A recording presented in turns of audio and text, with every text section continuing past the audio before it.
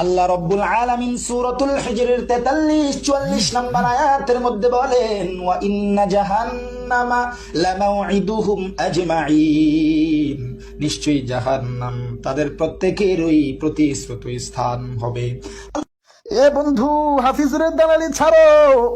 আল্লাহ তাআলা এত নাজ নেয়ামত দান করছে, এত সুন্দর কণ্ঠ দান করছে, কারো দালালি করার জন্য না, একমাত্র জন্য বলি, কারো দালালি করার দরকার নাই, কারো সুর নকল করার দরকার নাই। আল্লাহ তোমারে যে সুর দিছে ওই সুরটা নিয়ে সন্তুষ্ট থাকো। এরে, তুই যে আমারে নসিহত করলি, তোর গলায় তো হাফিজুরের আওয়াজ শোনা যায়।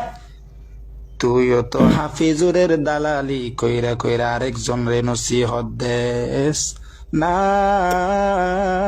না, আরেকজনের দালালি কইরা কইরা অন্য জন রে নসিহত দিস না। ভালো হয়ে যাও।